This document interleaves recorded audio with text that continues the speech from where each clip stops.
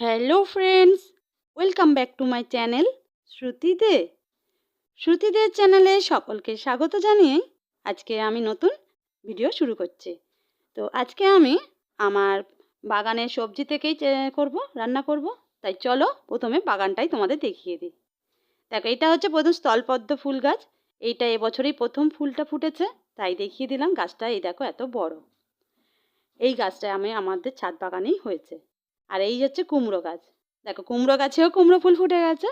কুমড়ো গাছটা বেশ বড়ই হয়ে গেছে। দেখো, এই গাছটা প্রথমেই এই ডগাটা থেকে শুরু হয়েছে। এই যে ডালটা, এই ডালটা পুরো বাগানটা ছেয়ে গেছে এই কুমড়ো গাছেই। কুমড়ো গাছের পাতাগুলো কি বড় হয়ে গেছে দেখছো? যে পাতাগুলো এত বড় হয়ে গেছে, তাহলে ডালপালাগুলো তাকে গাছগুলো ছেয়ে যাচ্ছে। তাই আমি প্রথমেই আজকে কুমড়ো পাতায় তুলে নেবো। তা আজকে করব কুমড়ো শাক পাতার কুমড়ো শাক ভাজা। তো কুমড়ো শাক ভাজা কিভাবে করব দেখো, প্রথমে শাক পাতাগুলো তুলে নিচ্ছি। আর চলে এসছে শ্রুতি। শ্রুতি এই পাতাগুলোকে ধরে ধরে ঝুড়িতে নিচ্ছে। এত বড় বড় পাতা। আর দেখো, একটা করে দেখো কাঁচিতে কেটে দিচ্ছি। আর ওই পাইপের মতন ওর মধ্যে থেকে না জল বেরোচ্ছে। আর সেই জলগুলোই শ্রুতি দেখছে। এই দেখো, পাতাগুলো কত বড় দেখছো, মানে একটা বাচ্চা বা বড়রা ভাত খেয়ে নিতে পারবে, এত বড় হয়েছে। এটা কিন্তু ভেষজ কোনো সারে, কোনো কেমিক্যাল সার নয়। মানে চাল ধোয়া জল, ডাল ধোয়া জল, তারপরে সবজির খোসা পচিয়ে এগুলোই দিয়ে গাছটা আমি প্রত্যেকটা গাছেই দিই। আর এই দেখো গাছের পাতাগুলো দেখো কি বড় দেখেছো। পাতাগুলো আমার কেটে নেওয়া হয়ে গেছে। এইগুলোই আজকে আমি করব। তো পাতাগুলোতে প্রচুর ধুলো থাকে, কেন পাতাগুলো তো সারাক্ষণ এই বাইরে পড়ে আছে। তো তার মধ্যে তো হাওয়াতে ধুলোগুলো জড়ায় বেশি। আর এই পাতাগুলো অনেক কাঁটা কাঁটা থাকে। আর এইগুলো আমি প্রথমেই এক গামলা জলে চুবিয়ে দিচ্ছি। ডুবিয়ে রেখে দেবো কিছুক্ষণ, আধ ঘন্টার মতন আমি ডুবিয়ে রেখে দেবো। ডুবিয়ে নিয়েছিলাম, তারপরে দেখো ভালোভাবে হাত দিয়ে ঘষে ঘষে পুরো ময়লাগুলোকে বার করে নিয়েছি। খুব সাবধানে করবে, কারণ ওদের কাঁটা কাঁটা থাকে। দেখো, আমি ভালোভাবে সব ধুয়ে পরিষ্কার করে নিয়েছি। আর পাতাগুলো দেখো কত সুন্দর কালারটাও এসে গেছে। আগের চেয়ে অনেকটা সুন্দর সবুজ পুরো দেখো কত ভালো লাগছে। পাতাগুলো কি বড়, পুরো পদ্ম ফুলের পাতার মতন। দেখছো পাতাগুলো কত বড়। এই পাতাটা কিন্তু পেছন দিকের ডান্ডিগুলো আমি কেটে আলাদা করে নেবো আগে। তো দেখো, পাতাগুলো থেকে আগে ডান্ডিগুলো আলাদা করে নেবো। প্রতিটা পাতায় দেখছো সাইজ দেখো ঘরে। এইগুলো কিন্তু মানে তুমি এমনি গাছ বসাও, দেখো এত বড় পাতা তুমি বানাতে পারো কিনা। কিন্তু ওই যে যে আমি বলি ভেষজ সারটা দিই, ওর জন্যই গাছের পাতাগুলো খুব সুন্দর তেজি বলো। কত বড় পাতা দেখছো, পুরো পদ্ম ফুলের পাতার মতন বড় বড় পাতা। আর এই পাতা যদি তোমার পাতুরিও বানাতে পারো, করতে পারো। তো দেখো, প্রথমেই আমি এই ডান্ডিগুলো কেটে নিচ্ছি। ডান্ডিগুলোও কুচিয়ে শাক ভাজার সাথেই করে নেওয়া যায়, কেন ওগুলো তো ফাঁপা নলের মতন। তো ওইগুলো দিয়েও ভাজা হয়ে যাবে। যদি পাতা আমার কম পড়ে তাহলে আমি ডান্ডিগুলোকেও কুচিয়ে নেবো। আর যদি পাতাতেই হয়ে যায় তো ডান্ডিগুলো এমনি ডাল ডাল চচ্চড়ি যে কোনোটাই দিয়ে করে দেওয়া যায়। খুবই নরম এগুলো, ফাঁপা দেখতে। ডাঁটার মতন লম্বা হলে কি হবে, খুবই ফাঁপা নরম, কুচালে নরম শাকের মতনই হয়ে যায়। তো প্রথমেই আমি পাতাগুলোকে ডাঁটি থেকে আলাদা করে বাদ দিয়ে নিয়ে পরিষ্কার করে নিচ্ছি। করে নিয়েছি। আর পাতাগুলোকে আমি মাঝখান থেকে কেটে কেটে 4 ভাগ করে নিয়েছি। পাতাগুলো তো এত বড়, ওগুলো কুচালে তো অনেক বড় বড় হয়ে যাবে। যে তার জন্যই আমি দেখো ছোট ছোট পাঁপড়ের টুকরোর মতন দেখো টুকরো করে নিয়েছি। আর এই ডান্ডিগুলোকেও আলাদা রেখে দিয়েছি। লাগলে বলেছি শাক যদি কম পড়ে তখন ওইগুলোকে কুচিয়ে নেবো। আর না হলে ওইগুলো কোনো ডালে মধ্যেও দিয়ে দেওয়া যায়, তরকারি চচ্চড়ির মধ্যেও করে দেওয়া যায়। শাক এই দেখো, এবারে শাকগুলো কুচিয়ে নেবো। এইগুলো ছোটো ছোটো পাঁপড়ের মতন ছোটো ছোটো পিস করে নিয়েছি। এটাকে 4 ভাগ করে নিয়েছি, মাঝখান থেকে চালা করে কেটে, আর তারপরে দুপাশ দিয়ে 4 টুকরো করে নিয়েছি। করে এইগুলোকে একসাথে ভালোভাবে গুছিয়ে নিয়ে এগুলো কুচিয়ে নিচ্ছি। এইভাবে শাকের মতনই এই দেখো মিহি মিহি করে কুচিয়ে নেবে। এইভাবে আমি সব শাকগুলো কুচিয়ে নিচ্ছি।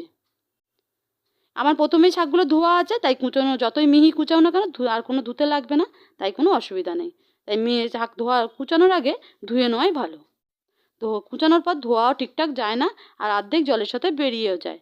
তাই যে কোনো শাক ভালোভাবে আগে ধুয়ে নেওয়াই ভালো, তারপর কুচিয়ে নেবে। দেখো, আমার শাকগুলো কুচানো হয়ে গেছে। আমি এবার শাকগুলো তুলে নেব। দেখো, শাকটা অনেকটা পরিমাণই হয়েছে, তাই আমি ডান্ডিগুলো আর শাকের মধ্যে দিলাম না। দেখো, শাকগুলো এইভাবেই মিহি করে কুচিয়ে নিয়েছি। শাকগুলো কুচিয়ে রেখে দিলাম। এবারে আমি রান্নাঘরে চলে এসেছি। দেখো, এবারে গ্যাসের মধ্যে একটা কড়াই বসিয়ে দিচ্ছি। কড়াইতে দিয়ে দিলাম সাদা তেল। তেলটা গরম হয়ে যাক, তেলটা একটু নেড়ে চেড়ে দিচ্ছি। তেলটা গরম হয়ে গেলে দিয়ে দেবো এতে শুকনো লঙ্কা ফোড়ন। আমি এখানে একটা শুকনো লঙ্কা ব্যবহার করেছি, তোমরা এখানে 2-3টে ব্যবহার করতে পারো যারা বড়রা ঝাল খাবে। আমি শুধু বাচ্চা আছে তার জন্যই শুধু একটা লঙ্কা সেন্ট হবে সেই হিসাবে একটা ছোট লঙ্কা দিয়ে দিলাম। তো দেখো শুকনো লঙ্কাটা ভালোভাবে ভেজে নিলে খুব সুন্দর একটা স্মেল আসে। তারপরেই দিয়ে দিলাম শাক। শাকটা দেওয়ার সঙ্গে সঙ্গে একটু নেড়ে চেড়ে দিলাম। বাকি শাকগুলো এইভাবে একে একে দিয়ে দেবো। শাকগুলো সবটাই দিয়ে দেবো। আর শাক থেকে না জল বেরোয়, যতটা পরিমাণ দেখা যাচ্ছে না, দেখো নাড়তে নাড়তে তার চেয়ে কতটা কমে যায়। দেখো শাক থেকে জল বেরোয় বললাম, আর নাড়তে নাড়তে দেখো কত জল বেরোচ্ছে, আর শাকটা কমেও গেল। কড়া ভর্তি হয়ে যাচ্ছিলো, কিন্তু এখন দেখো কড়ার নিচে পড়ে গেছে। এইবারে আমি দিয়ে দিলাম নুন। শাকে কিন্তু নুনটা পরিমাণটা প্রথমে অল্পই দিও, বেশি শাকটা টেস্ট করার পর বাকিটা দিও। শাকে কিন্তু অল্পতেই অনেক নুন হয়ে যায়, তাই পরিমাণ মতো নুনটা দিও, ভেবে একটু সামান্য কম করেই দিও। শাকে নুনটা দেওয়ার পর আমি আরেকবার ঢাকা দিয়ে নিচ্ছি। প্রথমে কিন্তু আমি ঢাকা দিইনি, শাকের জলটা বেরিয়ে গেছিলো, তারপরে আমি নুন দিয়ে আবার ঢাকা দিয়েছি। ঢাকাটা খুলে নিচ্ছি, দেখো শাকটা কি হয়েছে, দেখো জলটা কমে গেছে, আর জল নেই এর মধ্যে। আর একবার ভালোভাবে নেড়ে চেড়ে নিচ্ছি। এবার দিয়ে দেবো চিনি।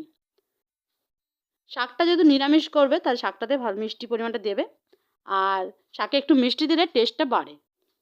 এবার যারা পছন্দ করো না মিষ্টি তারা মিষ্টিটা না দিতে পারো, কিন্তু শাকে একটু মিষ্টি দিলে সেই যে কোনো শাকই টেস্ট বাড়ে। এবার শাক অনুযায়ী, তো কুমড়ো শাক একটু হলেও কষা থাকে, তার জন্য শাকের তুমি শাকের ডাল দিয়ে করো আর শাক দিয়ে করো, তাতে একটু মিষ্টি দিলেই ভালো হয়। শাকটা আমার ভাজা হয়েই গেছে, মিষ্টি দেওয়ার পর আমি দেখো নেড়েচেড়ে তুলে নিলাম। চিনিটা গলা পর্যন্ত রাখবে। দেখো শাক থেকে ধোঁয়া বেরোচ্ছে, আর আমার শাক ভাজা রেডি। এইভাবে তুমি শাক ভাজা নিরামিষ দিনে খেতে পারো। নিরামিষ দিনে এইভাবে শুধু শুকনো লঙ্কা ফোড়ন আর মিষ্টি দিয়েই আমার কুমড়ো শাক ভাজা তৈরি। এখানে এই নিরামিষ দিনে এই রেসিপিটা তৈরি হয়ে গেছে। এটা আমি যেদিনকে পেঁয়াজ করবো, আবার যদি তুমি পেঁয়াজ খেতে চাও এটা পেঁয়াজ দিয়েও করতে পারো, সেটাও তোমাদের দেখাচ্ছি, দেখে নাও কীভাবে করব। এটা তো এইভাবে নিরামিষ দিনে বানিয়ে নিয়েছিলাম, তো নিরামিষ দিনে এটা এইভাবেই খেয়ে নিলাম, শুধু শুকনো লঙ্কা মিষ্টি ফোড়ন দিয়ে। এইবার যেদিনকে তুমি পেঁয়াজ করবে সেদিনকে দেখো এবারে ওই শাক ভাজাটাকে ওইভাবে ভেজে নেওয়ার পর তুলে রাখবে। আর দেখো এবারে আবার কড়া বসিয়ে দিয়েছি। এবার দিয়ে দিলাম আবার সাদা তেল, আবারও দিয়ে দিলাম একটা শুকনো লঙ্কা ফোড়ন দিয়ে দিলাম।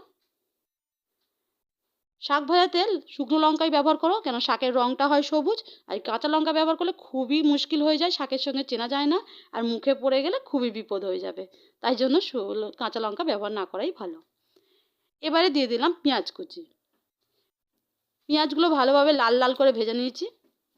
নেড়েচেড়ে এইভাবে লাল লাল করে পেঁয়াজগুলো ভেজে নেবে।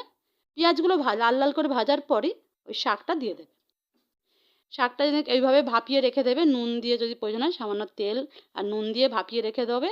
তারপর ওটা শাকের জল কমে গেলে তারপর এই পেঁয়াজ দিয়ে ভালোভাবে নেড়ে চেড়ে নেবে যতক্ষণ না জলটা শুকনো হয়। এরপর দিয়ে দিলাম চিনি।